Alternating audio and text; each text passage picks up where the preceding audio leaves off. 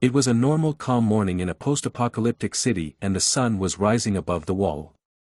The city was shrouded in car smoke and fog, and at first glance it was very ordinary, but if you looked closely you could see that the city was surrounded by a high wall like a medieval castle.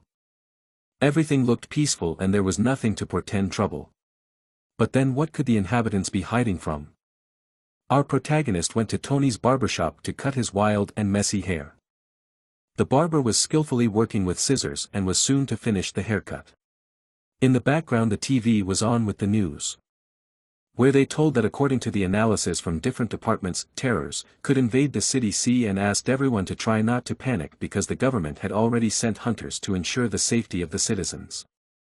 Tony said that the government was lying on the news. If the land was really safe enough, then why would the rich people build flying cities to save themselves? The protagonist answered him that he was right, but the barber asked him not to turn his head or he would cut off something unwanted. The hero was silent and immersed in his thoughts. He thought that even the fact that the government tells them in advance about the approaching terrors is the greatest favor from their side.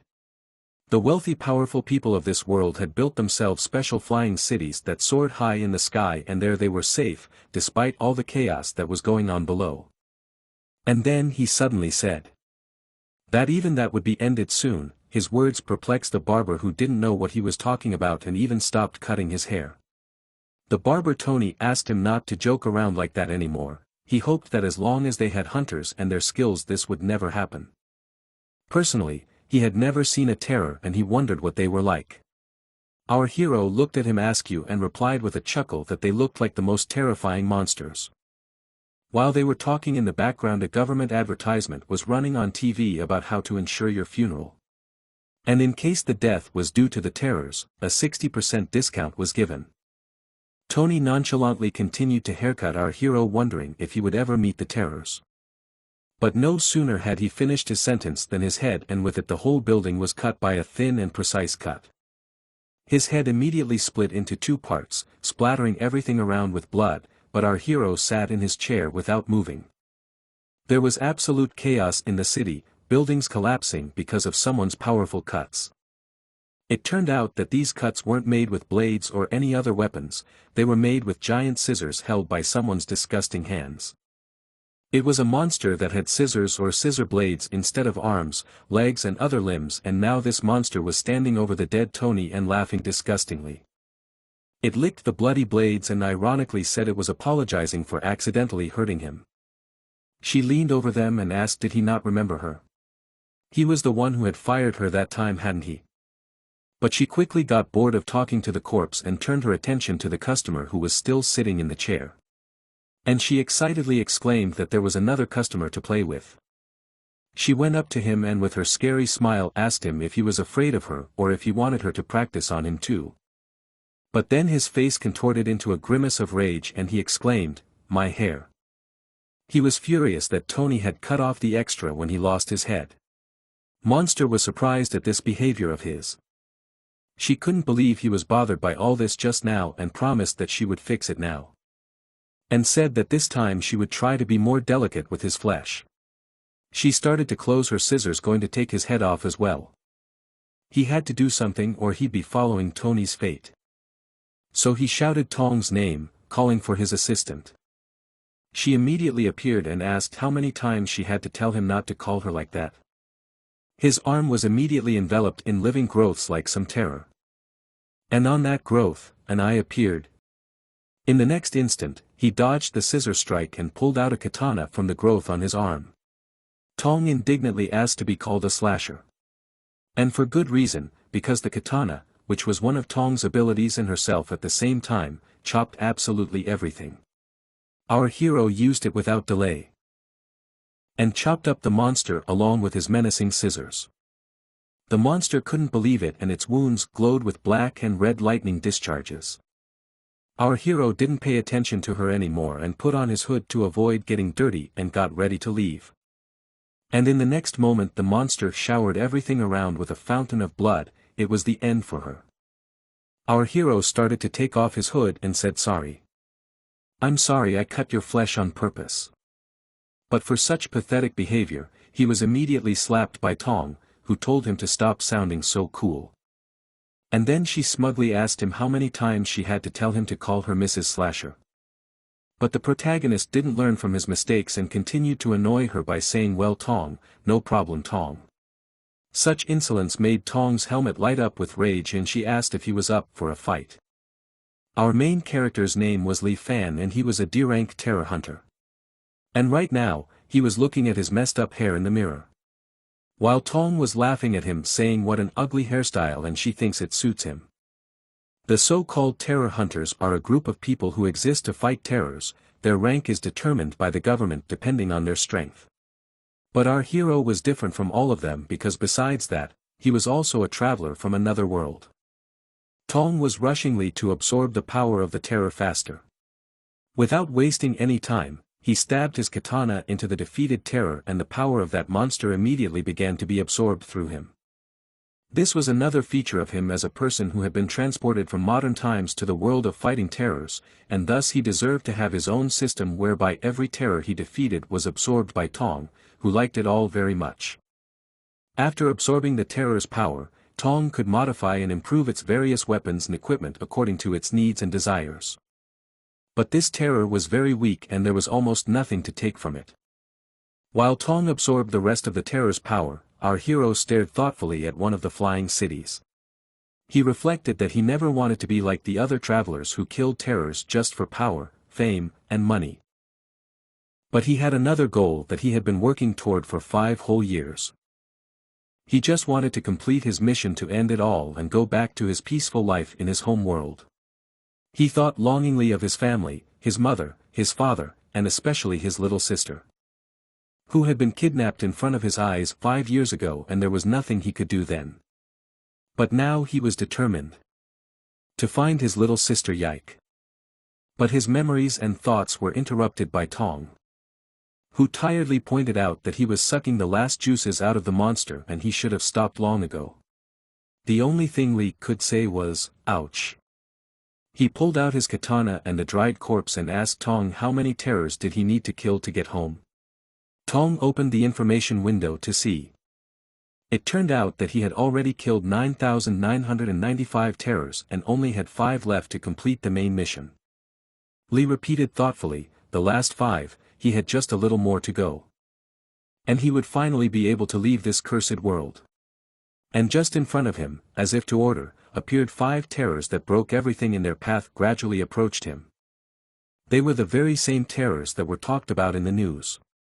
The hero's attention was attracted by a sound behind him, another breaking news from the already broken TV. The terrors that were heading for the city C abruptly changed their direction to the city A. All the inhabitants of the city were asked to prepare and go to the shelters. But before going to fight the terrors, our hero had one more urgent thing to do. He made an improvised grave for a barber from a piece of a building, where he wrote, "Here is buried poor barber Tony." And after giving him the last piece for his faithful service, they were going to face the terrors together. Li Fan was going into this battle more elated than ever. After all, these were the last terrors and he had wanted to go home for a long time. The day had finally come. At least he hoped so. But before our hero reached them, terror was raging in the center of the city. The frightened citizens tried their best to escape with cries that the terror is here and they do not want to die. Some managed to escape, and some were already in the merciless arms of the terrors, for whom people were nothing more than pathetic insects, and terror used its power to destroy them massively. And now even those who seemed to have escaped to a safe distance were now victims of the ruthless terror. There were those who were more fortunate and were able to hide among the ruins from the gaze of the terror. However, even they realized that this was the end. This time it was definitely the end for them.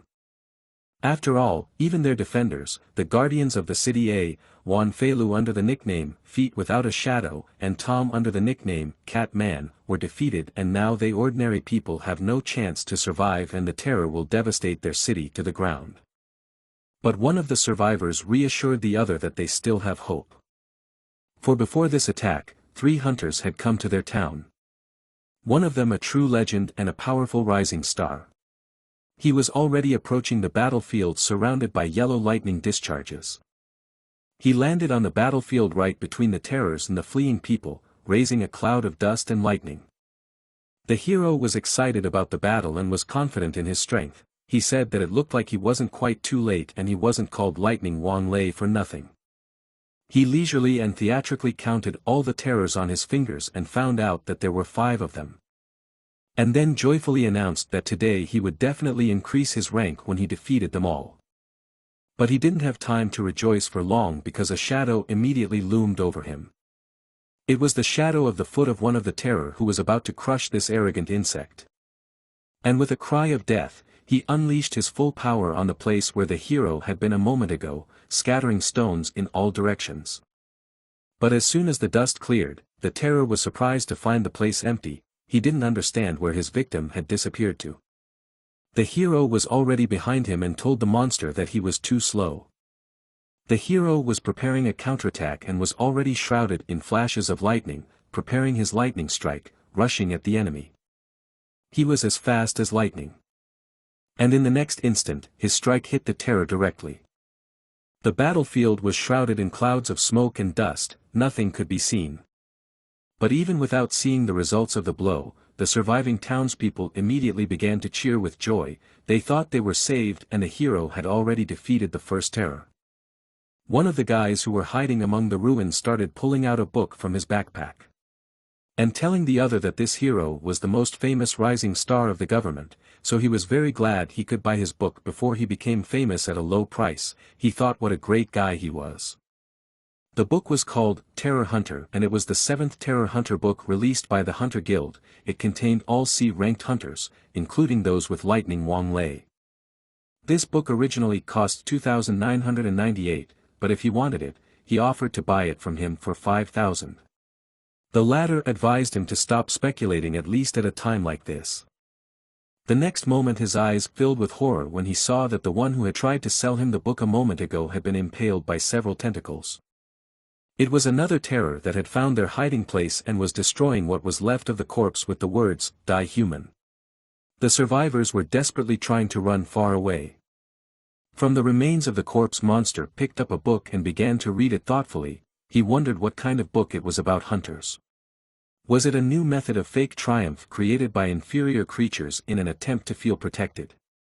The other monster that had gotten hit by the hero before was rising from the ruins. He was relatively unharmed and was furious that these damn insects were fighting back. Such disrespect made the hero angry and asked how dare they humiliate humanity right in front of him. This was unforgivable. He started gathering lightning bolts around him and even used them to bounce off the ground. After that, he soared through the air gathering all his power in his right fist for a final strike. A blue ball of lightning formed around his fist and he rushed at the monsters with it. The strike was really strong, but to his surprise it didn't produce the expected results. Moreover, the monster remained unharmed after he put all his power into his thunderbolt. And while he was trying to attack one monster, another terror crept up from behind and prepared its attack. The monster that looked like a mutated octopus on crab legs released a beam of blue energy from its mouth. Even a fast hero like Wang Lei couldn't dodge such an unexpected attack and barely managed to block it. However, it didn't help him much and he received the full blow, bouncing around like a ball on the rocks for several dozen meters. The terrors saw this as an opportunity to attack him, and they all swarmed towards him, trying to grab him with their tentacles. Wang Lei barely had time to dodge one tentacle after another, each one nearly reaching its target. Some of them he even had to block. The hero didn't understand if these monsters were brothers or why they all had bloody tentacles. But even in all this turmoil, he noticed one monster standing off to the side and he had a plan. He smiled slyly to himself and thought how clever he was. Since there were too many of them, it would be easier if he got rid of the weak ones first. He used a thunderclap to fend off the tentacle attacks and moved quickly. In the next instant he disappeared from where he was and the 4 terrors stared at the trail of lightning. While those terrors were confused, the hero rushed towards the monster that was standing aside. He wanted to start with it and destroy it first. But that monster that looked like a mummy with many arms was not so weak. As soon as the hero was within his reach, many hands and bandages rushed at him. He didn't even have time to do anything as many bandages tied him up without letting him move. He thought that the terror would not be able to hold him down with some miserable bandages and smiled as he began to gather lightning around him. But it wasn't enough, and even his full strength wasn't sufficient to free himself. The hero stared at the bandages with an uncomprehending look and couldn't believe his eyes, how they could absorb all his electricity. How did terror have such an ability? Meanwhile, the terror began to slowly pull the bound hero closer to him, intending to finish him off. Wang Lei, seeing his imminent end, began to resist with all his might, but he failed. After all, the bandages were absorbing not only his electricity, but his physical strength as well. The other terrors were also closing in on him. He realized that his end was near, and it seemed that nothing could save him anymore. He said disappointedly that he didn't think his career as a hero would end before it began. In the end today he still couldn't save anyone. The survivors started to run away in panic. They saw that even the legendary Wang Lei couldn't handle these terrors. Meanwhile, our protagonist was in a great mood and seemed to be having a great time. He calmly rode his scooter and was happy that no one seemed to have touched his loot. Tong noticed that if he hadn't stopped at every stoplight, they would have gotten here much sooner. But fast or slow, they did arrive at the battle site. And seeing all these terrors together, Tong smiled gloatingly, glad that there were so many of them here together, and she hoped they would be very tasty. Seeing that some madman had come here and completely didn't understand what was going on, Wang Lei shouted to him, "Idiot, quickly get out of here or else you'll die." But before he could even speak, the tentacles of one of the terrors rushed towards the idiot. One of the monsters was approaching Li Fun with lightning speed, and was not even aware of any resistance, hoping for a quick bite. But our hero was prepared for it and reassured Wang Lei that he could take it easy. His arm had already begun to transform. The terror that a moment ago was thinking of an easy snack watched in horror at the giant hand that was approaching him. He didn't even have a chance to dodge, and the hand grabbed him right by his ugly eye. And pressed down on him with such force that he was crushed like a piece of dough. Li Fan smugly said that it was actually quite strong, and it was already a 9996 monster. The ability he used to finish off the monster was called muscle strengthening. The other terrors and the another hero stared at him without believing their eyes. They didn't understand how he could have such strength. Was he really an S-rank hunter? But then why had no one ever even heard of him? One of the terrors even asked our protagonist who he was, while looking at a book he had taken away from one of the residents. Our protagonist replied that he was a terror hunter and his name was Li Fun. After using the skill, his arm returned to normal. The monster pensively started flipping through the book looking for such a name, but he couldn't find anything. Seeing his confusion, Li prompted him that perhaps he couldn't find it there because he was only a D-ranked night guard. And in the book, there are most likely only C-rank hunters and above. But such information was resented by the other hero, who didn't understand since when did D-ranks become so powerful. The monsters relaxed with a sigh of relief, and since he was an ordinary D-rank loser, they thought they could easily get rid of him. Immediately after that, many tentacles rushed at our hero. But he didn't even move and only asked Tong if she was ready. She asked him in response, what did he think? He was about to use his favorite ability, Slash. Instantly, a huge sword with a bizarre shape formed in his hand, with which he instantly cut through all the tentacles flying at him. But that wasn't all, it was only the first attack, and right after it one three-eyed terror frowned, preparing his next surprise. It began to gather air into its giant maw, preparing a beam of energy. Li Fun put his hands on the ground to defend himself, going to summon a barrier. And when the monster gained enough energy and opened its giant mouth, in front of Li was a red energy-reinforced stone wall. A blue beam of energy immediately flew into it, the wall cracked from the impact, but still stood firm. Li wasted no time and prepared a surprise in return. He was gathering his strength for an instant rush. And as soon as the attack stopped, he snapped at lightning speed to attack from the other side. In his hand, he was already holding a katana. He jumped high above the monster and gathered the energy to chop it with a single blow.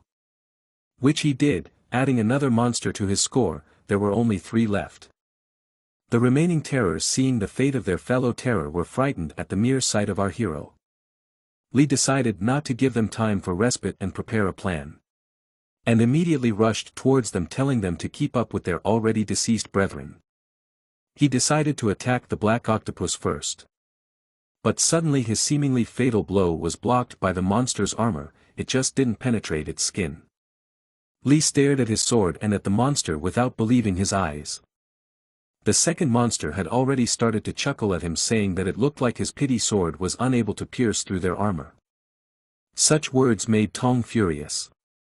She was outraged at being called an pity sword and said that she would never turn into a sword again. Instead, she turned into a giant hammer, which Lee was going to use immediately. The hammer crushed two monsters at once. But it didn't just crush them, it smashed them with such force that a pillar of dust rose above the ruins. Lee was unhappy that he had once again stained all his clothes with this abomination. It wasn't just him, it was everything in the neighborhood. But Tong replied to him that it was his own fault. Wang Lei couldn't believe his eyes and asked how this was possible. He asked Lee, didn't hunters have just one ability? How could he use so many things? Lee pretended to think about this question, and then smugly replied that it was because he had taken the powers of all the monsters he had killed. In the background, Tong was already enjoying the banquet, enjoying the deliciousness of it all. Wang Lei couldn't believe how this was even possible. It was very unusual even by the standards of this world. Li Fun was about to end the last terror and the tong in his hand turned into a katana. Our hero pointed the katana straight at the monster and told him that he was the last one. But Wang Lei stopped him and asked him to wait. He advised him to be careful because this terror was different from the others and somehow managed to absorb all of its power. Hearing this, Li turned to Tong and said that absorbing other one's power was very similar to her skill. But she didn't want to admit their similarities and resented it, saying that her strength was different from that miserable monster's. However, even she felt that there was something familiar about this monster. But for now, it was unclear what it was. Li was confident in his victory and said that he didn't care what kind of strength this monster had. If he killed him, he could return to his past life, and for that he was ready to do anything. Our hero boldly jumped straight at the monster and told him to go to hell. Terror immediately released a multitude of bandages towards him, trying to tie him up. Tong warned Li to be careful. But he was ready for such an attack from the monster, and with a few quick movements, he cut the bandages into shreds. They were definitely not enough to hold back such a handsome guy. Li realized that all he needed to do to win was to avoid those bandages, and then this monster wouldn't be able to do anything to him. But terror had absorbed Wang Lei's power for a reason, and now he could use it himself. His lightning bolt almost hit our hero, leaving a deep scratch on his cheek. Li was surprised, he hadn't expected such an attack. Tong reminded him that he had almost died just now. Li himself knew it very well and excused himself that he was just being careless. Wang Lei was even more shocked. This was the first time he had seen a terror not only absorb someone else's power but also use it. Li realized that he needed to speed up. And for that, Tong had made him jet boots. Li immediately used them and rushed forward like a rocket. Terror used the stolen lightning technique again. But Li moved really fast, faster than the lightning bolts. And when a multitude of lightning bolts struck where he was a moment ago, he was already flying towards his goal. It seemed that the terror had no time to react and his fate was sealed. Li didn't hesitate for a moment and was ready to end everything here and now with a single strike of his katana. But what was his surprise when suddenly his katana stopped a few inches away from its target. Terror had not only stopped his katana by grabbing his arms, but he had also grabbed both of his legs, and now he was holding our hero with a dead grip. And not just held, he immediately began to absorb his power. After a few seconds, his boots began to lose their power. Tong notified Li that the reactive power of his boots had been absorbed. He replied in horror that he could see it himself.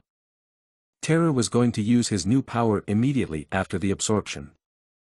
He formed exactly the same jet engines on his hand as were on the boots of our protagonist. And he was going to smash this poor hero with it. The hand hit the armor our hero had summoned to protect himself. Terror immediately began to absorb this ability as well. Tong advised Lee to hurry because this ability would also be absorbed soon. At the same time as Monster was absorbing his power, he was also pressing down from above with his reactive arm.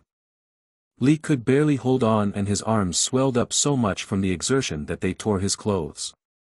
He barely had time to jump out from under his defenses before the monster's hand sealed it to the ground with a loud crack. Lee was forced to admit that this terror was stronger than he had expected. Tong gloatingly told him that it would be much harder for him to return home now and perhaps they should retreat now. Wang Lei thought the same, for the terror seemed to be too strong. He advised our hero to wait for the S-rank hunter and together with him to defeat this monster. But Lee was determined and was not going to give his ticket home to someone else. He was thinking about how he could defeat this monster who had summoned a shell-like defense after absorbing another skill. Terror supported his shell with many hands and leisurely approached our hero. A satisfied smile appeared on Lee's face. It seems he realized how to deal with this monster. Although this terror could absorb other opponents' abilities, but it seemed to lack the intelligence of a human. Using the absorbed ability, the terror created armored gauntlets on his hands, specifically for enhanced strikes. And Lee noticed another interesting fact that this monster is not able to leave the ability for a long time, so he has to use them immediately after absorption. And knowing this, he stood fearlessly before attacking, knowing that the monster no longer had that speed. Wang Lei shouted to him to be careful. Well, now that monster didn't have that speed, Lee had no problem dodging his attack. He was ready to take advantage of his opponent's weakness to overpower him. Lee used his other skills and many thorny vines entangled the terror. And all of his limbs. Terror began to immediately absorb that skill as well. But he didn't make it to the end and many huge thick vines entangled him. Lee knew that now was his chance. With Tong's help, he summoned his katana again, which was now burning with fire. The flames on the katana grew bigger and bigger. And once again using the jet boot he aimed for his goal. This time the terror was bound and all his hands too, so there was no way he could reach our hero. Who delivered a devastating fiery blow. And what was left intact after the cut was engulfed in flames. Leaving what he thought was the corpse of the terror behind him to burn, he looked at the information window. The mission progress was frozen in place and he was literally half a point short. Lee was indignant. What the hell, what kind of ridiculous joke is this? Even Tong didn't know what was wrong and suggested that maybe terror was still alive. He didn't trustfully look at the burning remains of the monster. But what he saw there shocked him and he couldn't believe his eyes. There amongst the flaming remains of the terror was someone. Covered in flames and smoke. Lee just couldn't believe it could be true. There was his sister Yike. She looked a little different, but he couldn't be wrong, it was definitely her. It seemed like she was imprisoned inside this terror, but how could that be? And where could she have come from in this world? The next moment, he hurriedly shouted for Tong to act. Many ice shards immediately appeared around his hand and hovered in the air. After shouting, "Freeze," he immediately threw them towards the girl. Once on the surface, the ice immediately began to cool the heat and fire on the coffin, among the debris of which Yike was lying. Slowly approaching the place, he began to remove his cloak. Then, sitting down beside the girl and putting it on her, he wondered why his sister was here. Hearing his question, Tong indifferently asked how she knew about it. Then pointing at the girl he was already holding in his arms, she asked Li Fan if he was sure it was his sister. Looking at the face of the girl who was sleeping peacefully in his arms, the protagonist didn't know what to say. Mrs. Cutter added that it was as if she had been born from the womb of terror. These words did not add much joy to Li Fan, who still hoped that it was his sister, but thanks to his vast experience, he also realized that it could have been a trap. The moment when Yike was being carried away by a man crying and begging for help immediately popped up in the protagonist's mind. After comparing the facts, Li Fan came to the conclusion that it couldn't be his sister, as she simply couldn't become a terror. In the next moment, determination was reflected in his eyes. Rising to his feet, and pulling out a sword from his hand, Li Fan told himself that he shouldn't fall for it, as it was most likely just an illusion. Taking out his sword and looking at the girl lying on the ground, the protagonist called her a 10,000th girl and apologized to her. After which he put his sword to her beautiful sleeping face. However, in the next instant, the girl's sleepy eyes opened. Li Fan was surprised by this turn of events and immediately asked her why she had woken up now. The girl looked up and stared at the sword in front of her with incomprehension. But in the next moment, when she saw the guy holding the weapon, her face was filled with anger and rage. Li Fan continued to stare at her in bewilderment, not understanding what had caused such a sudden change of emotions. The next moment, girl stood up and clung to his chest, whimpering. The protagonist was confused by this behavior. But even so, he wasn't going to fall for it. Grabbing the girl by the head, he began to push her away from him. Pushing her away.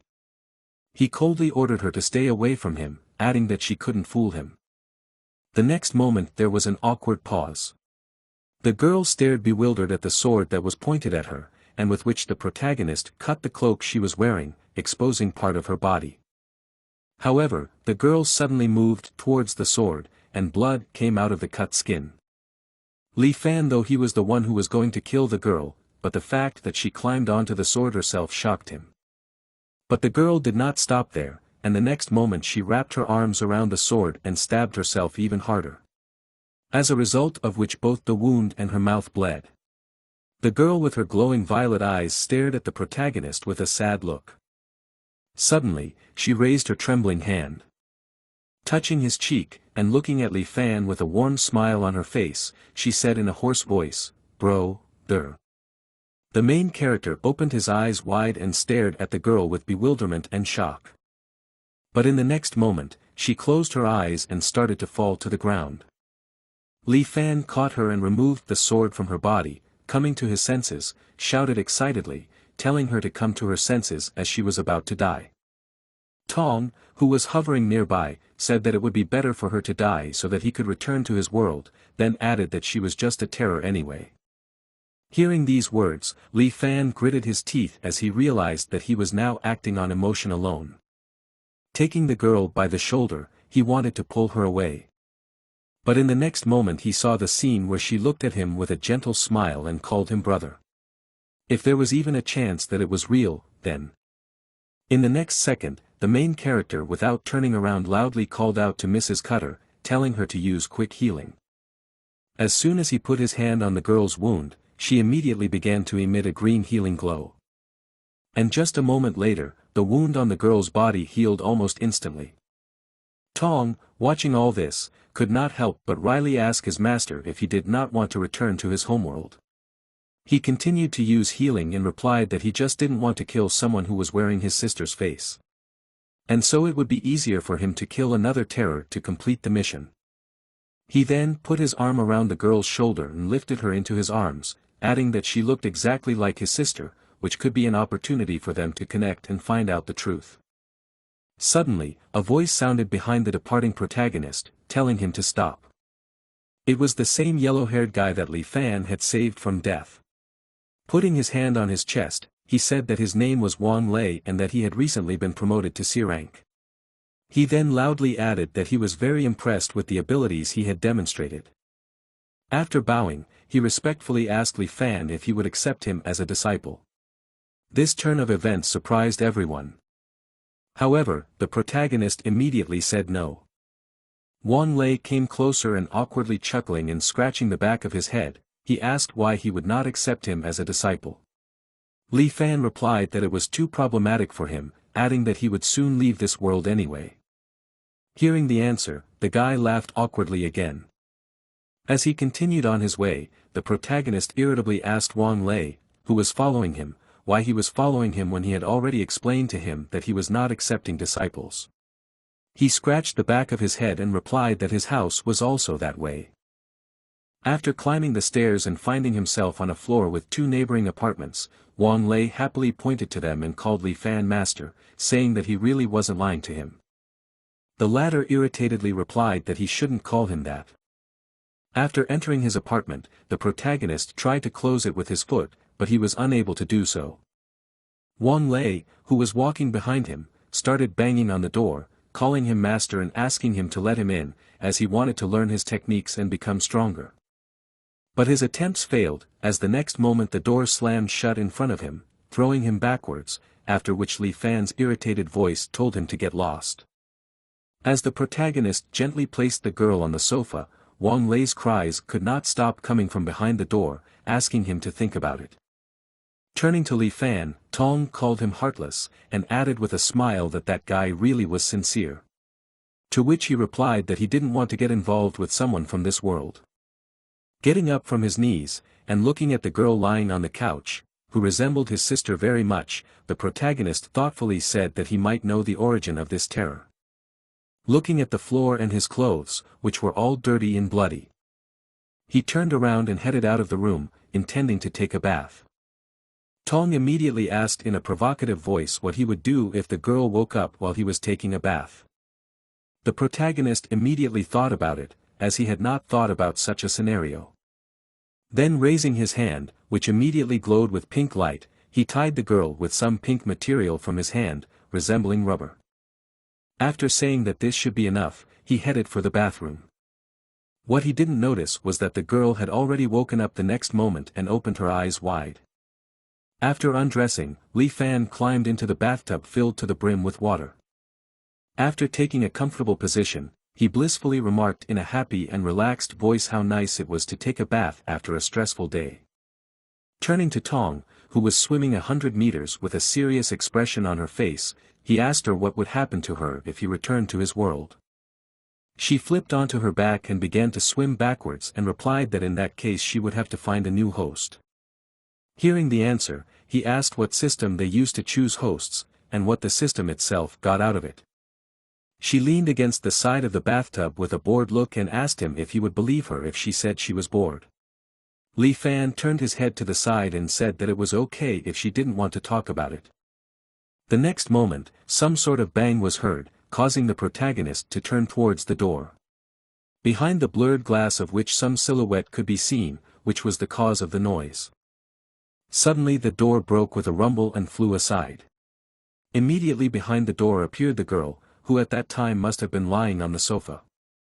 Seeing that the door had broken, Li Fan shouted furiously, asking why she had broken the door. Tong continued to swim calmly and told him that it was not the door that he should be worried about. To which he irritatedly replied that she was right, as he had really tied that one up. The girl who entered, as if trying to explain how she got out, raised a finger in the air. Li Fan irritatedly wondered how he could understand what she was trying to say just by looking at her face. The next moment, the girl walked towards the bathroom with a determined gait. The protagonist gingerly pulled herself up, saying in an irritated voice that they couldn't trust terror. Once she got close enough, she threw off her cloak with a sudden movement. And in the very next second, with a relaxed look, she spat into the bathtub directly, leaving Li Fan completely bewildered. Seeing the girl relaxed and contentedly pressed against his chest, he asked Tong if she wanted to trap him with her beauty. Tong smiled slyly and replied that perhaps she had duckling syndrome. Explaining that it was a phenomenon when chicks recognize the first creature in their field of vision as their mother, so they subconsciously become dependent on it. Then adding that she congratulated him on his paternity. These words brought the protagonist to his senses, and he immediately dismissed the girl, telling her not to confuse her identity, as she remained a terror. However, after looking at the girl again, he couldn't help but recognize that she was indeed beautiful and looked innocent, causing his face to immediately turn red. Suddenly, his hand grabbed the bewildered girl's head. Then he forcefully lowered her head into the water. She opened her eyes wide, not realizing what was happening.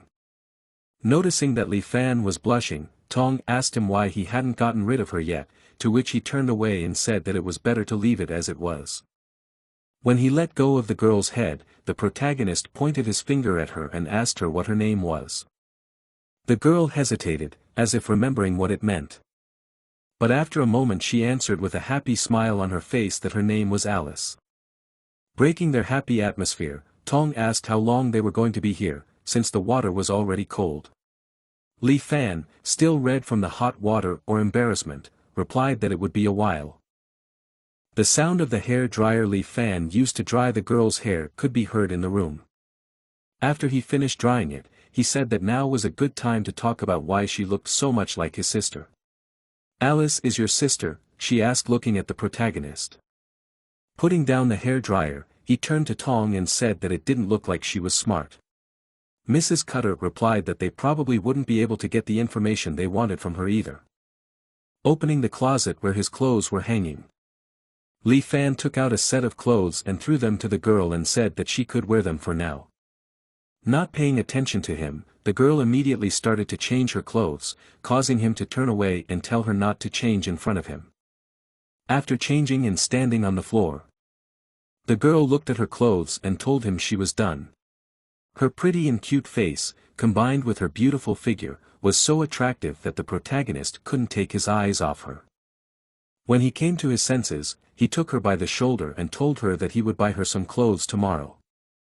The next moment, a rumbling sound that came directly from Alice's stomach rumbled through the room, causing her to put her hands on her stomach in confusion.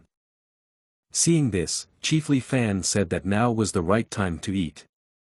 After coming to the kitchen, he opened the refrigerator, which was full of all sorts of food. After taking out what he needed, he started cooking. By his movements and the speed with which he did it, you could tell that he was very good at it. After a while, in front of a hungry Alice, whose mouth drooled at the sight of the table, appeared a lot of dishes that looked no worse than what my grandmother cooked. Watching her concentrating on what to do with the rice, Li Fan thought to himself with a warm smile on his face that she was really like Yike. However, in the next moment, irritation appeared on his face and he shouted to the girl who ate the rice and tried to swallow the bowl that she was not allowed to do so. Some time later, when he saw the empty plates after dinner, he asked Alice, who was sitting across from him, if she didn't have an ounce of common sense. She pointed to the empty bowl and replied in a slightly sad voice that she was not full. Hearing this, the protagonist immediately opened the refrigerator, but to his surprise he found it empty. With an annoyed look, he wondered when she had time to eat all the food that he bought. However, it was too late to go out, because at this time no store was open. At the same time, a brutal man covered in sweat was lifting weights with his muscular arms. A knock on the door interrupted his exciting pastime and he turned his head in surprise.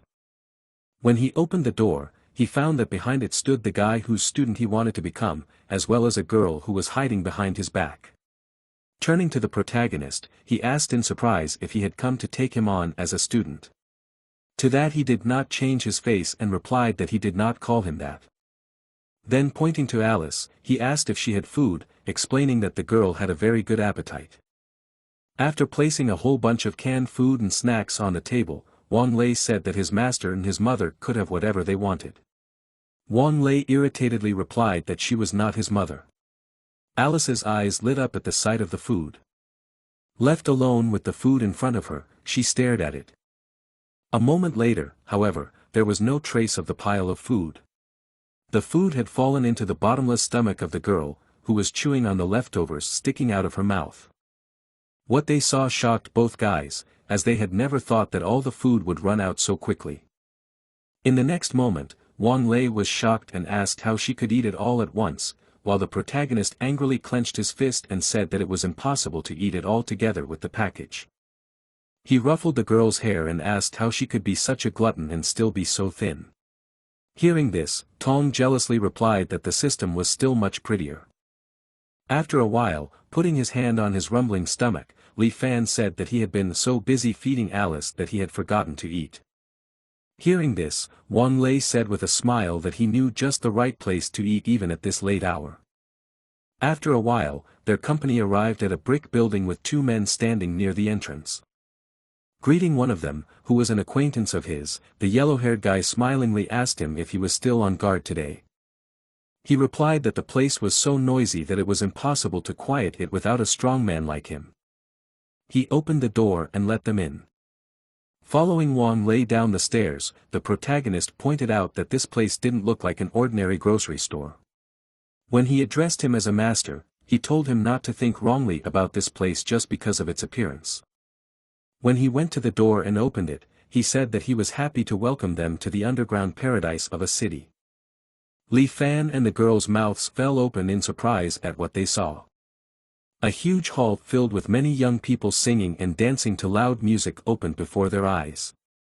Following the red-haired guy, the protagonist asked him if this place had always been here. Well, he replied that this place is the responsibility of a very powerful man who was also in the ranks of hunters. Hearing this, he immediately asked why that person didn't come to the rescue when this city was attacked by terrors. Wang Lei replied that they were sent to the city by the unified government as part of their work. And that was why even if other hunters were in the city at that moment, they could only help if they wanted to. Hearing this, the protagonist realized that the internal politics of the hunters were also very complicated. When he came to his senses and looked around, he realized that Alice had disappeared somewhere, so he immediately started looking around with the red-haired guy, trying to find the girl. Turning back, he found her in the middle of the crowd. But it wasn't that simple, as behind her stood a huge guy who was staring at her with his creepy eyes. Grabbing Alice's hand and calling her little miss, the ugly man with a nasty smile on his face asked if she would mind if he bought her some drinks. The girl's eyes opened wide in surprise. Seeing that she didn't react in any way, the man pulled the girl's hand toward him, asking why she was hesitating, irritably adding that she should hurry up and go to him. Then pointing to the outfit of the confused girl, he said that she had come here in it to seduce someone. Unable to bear it any longer, the protagonist swore and got up from his seat. Heading straight to the girl, he was filled with anger, as this scene reminded him of what happened in the past, and what he would never want to happen again. But as it turned out, the girl was not as defenseless as she might have seemed at first glance. In the next moment, her gaze became intimidatingly grim. The very next second she wrapped her arms around the man's huge arm and threw him to the ground, irritably yelling at him to get away from her. The man fell to the ground with a clatter, blood spurting from his mouth. Wang Lei's jaw dropped and he shockingly said that it was very cool. Tong turned to Li Fan and said that he seemed to have forgotten that she was a real terror. He grinned and replied that he was worried because she was small. Suddenly their conversation was interrupted by a loud thump of someone's hand on the table. The culprit was a half-bald, large man sitting at a table against the wall, surrounded by his equally large friends.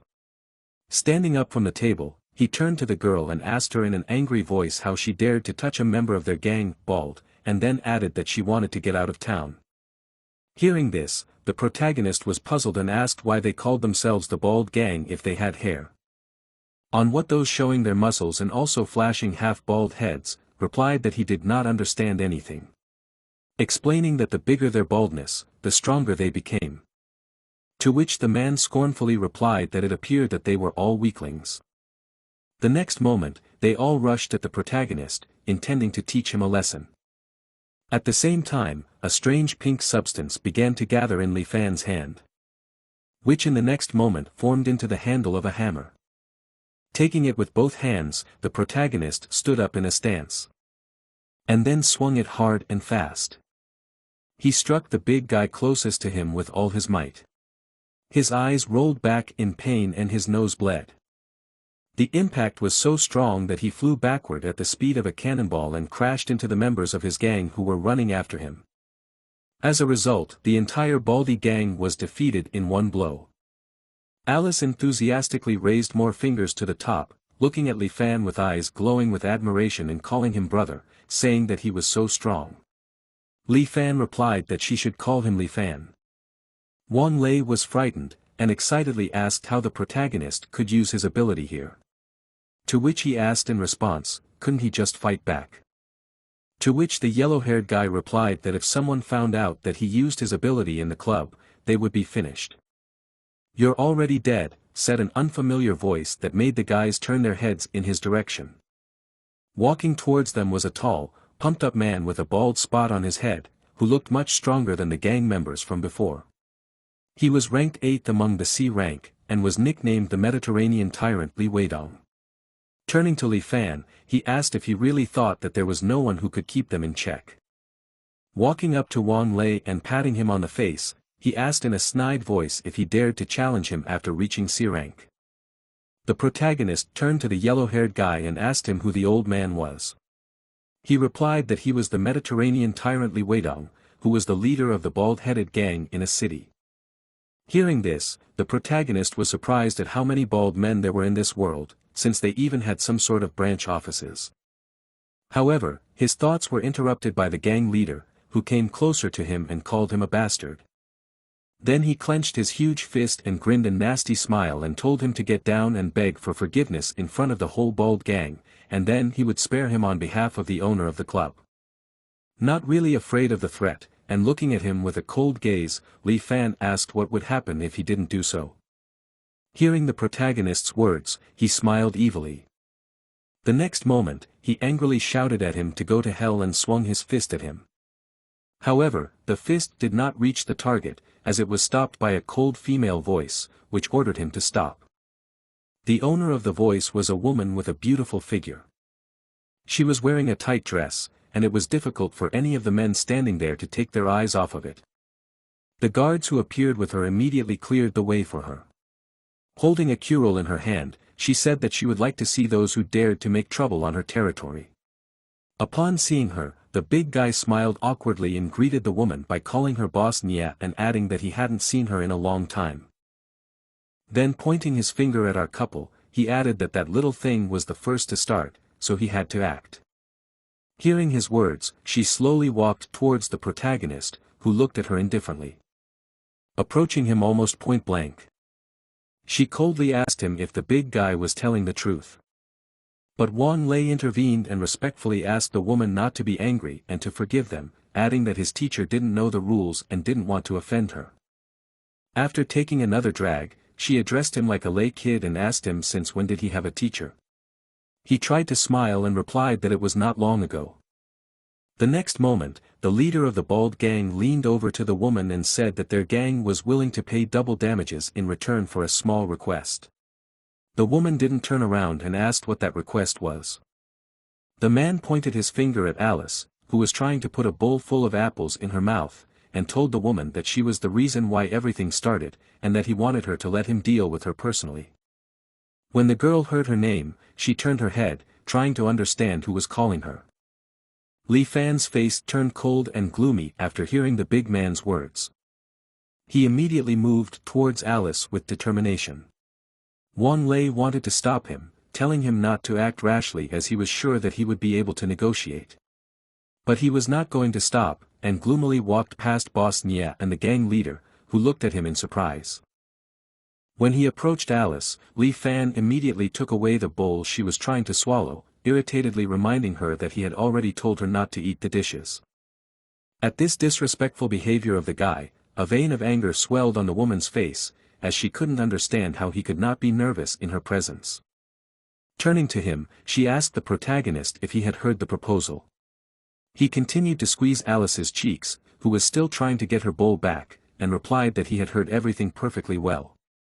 Hearing this, she told him in a cold voice to drag the girl to her then. "And if I don't?" he asked in a cold voice, looking at the woman. The bandit leader heard his words and grinned, asking why he was so angry and adding that they weren't going to do anything to them now. However, the smile on his face was replaced by horror the next moment, as the strong hand of the protagonist grabbed him by the face. Then lifting the big man off the ground, Li Fan said in a cold voice that he could try if he wanted to. However, their pleasant pastime was interrupted by Boss Nya, who turned to the protagonist and asked how dare he do such a thing in front of her. After letting out a huge cloud of smoke that enveloped her from all sides, she added in a cold and gloomy voice that her name didn't mean anything to him. Seeing how Boss Nya's mood had changed, Wang Lei immediately told his teacher to apologize quickly in a frightened manner, because if he didn't do so right away, he would be in big trouble. Hearing this, the protagonist asked if that woman was really that powerful. He excitedly replied that of course she was, as she was ranked 108th among the B ranks and was also known as Nei Shinchio's smoker.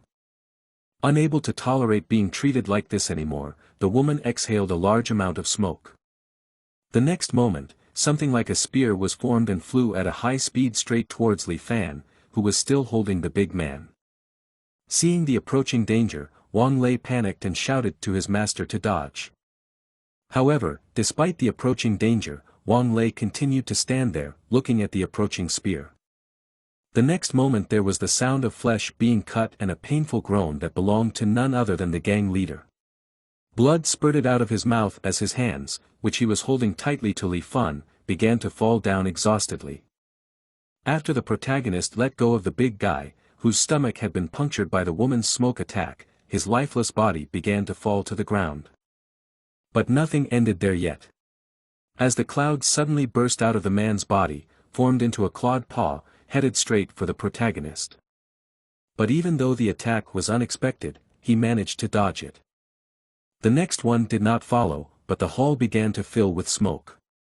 The big man was finally able to fall to the ground in peace. Seeing the woman's cruelty to her ally, Li Fan asked the woman why she was being so insidious to her ally. To which, emerging from a large cloud of smoke that almost completely obscured her, she replied that there was no need to talk nonsense. She then put her hand, in which she held a pipe, forward out of the smoke. She shouted something loudly, calling for her smoke protectors. Immediately after her words, a multitude of knights who were wearing helmets and were also armed with swords formed from the smoke. Obeying the order of their mistress, they immediately rushed to attack the protagonist. He looked with his usual frown at the sword, which he managed to dodge without any problems just by moving a little aside. The very next moment he jumped into the air, appearing directly above the defenders, leaving them puzzled as they did not understand where he could go so quickly. Afterwards, Li Fan turned to the system and told it to activate the skill. The next moment, some energy began to gather between his hands, which in the next instant, as soon as he served his hands together, exploded, turning into a hurricane that destroyed all the smoke defenders that were attacking him. While some shouted frightenedly, others did not miss a moment to savor this wonderful opportunity sent by the heavens themselves. As soon as the smoke cleared, the guards as well as Boss Ne appeared behind them, who were covering themselves with their hands to protect themselves from the wind, and from their teeth clenched in anger, one could tell that they were clearly not happy about this resistance. While Alice continued to enjoy the free food without paying attention to anyone, Wang Lei gave a thumbs up and enthusiastically said that his teacher was really incredible. The woman, on the other hand, was not resigned to defeat and angrily looked at the protagonist and said that wind was indeed the best ability against her. However, this was not her only trump card. She shrouded one of her legs in smoke and headed towards the Li Fun. She then swung her smoke-enhanced leg at him and attacked him, grinning as she added that B ranks had more than just supernatural abilities. However, even so, he didn't change his face and said in an indifferent voice that the system should use the iron body skill. Hearing his words, Boss Nie's eyes opened wide with surprise and horror as she realized what it meant.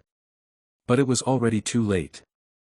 Catching her leg with his hand, which was now composed of iron, Li Fun said that he was also quite good at hand-to-hand combat.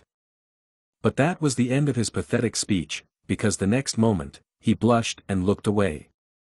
Then, continuing to hold her leg, which gave him a view of something he shouldn't have been able to see, he asked embarrassedly if she was really going to continue standing like that. When she realized her mistake, she blushed and called him a bastard. Then shouting for him to back off, she swung her pipe, which thanks to the smoke turned into a sharp blade aimed directly at the neck of the protagonist. Breaking out of his tight grip and jumping high into the air, she tried to attack him from above with a furious face. The next moment, however, her face became even angrier as he managed to block her blade, simply reflecting it with his iron-covered hand. Realizing that she couldn't do anything to him in close combat, the woman jumped back to a safe distance and created an explosion of smoke. However, the protagonist managed to successfully dodge it by simply jumping up into the air.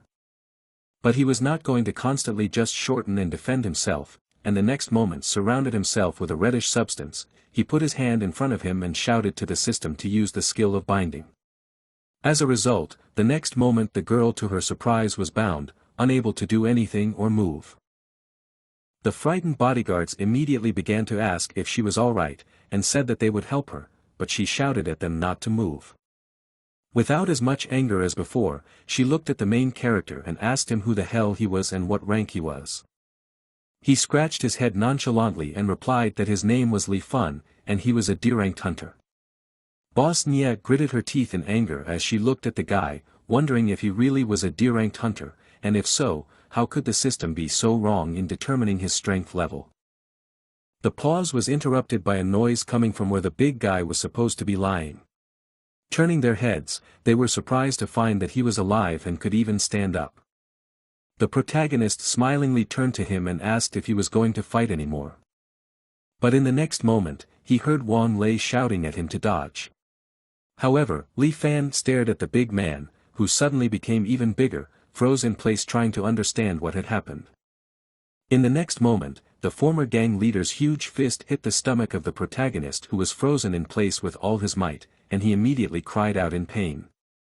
The former leader of the bald gang no longer looked like a man, but like a rabid zombie ghoul, shouting furiously and swinging his fists. It looked like it would be a challenge to defeat him, even for our hero.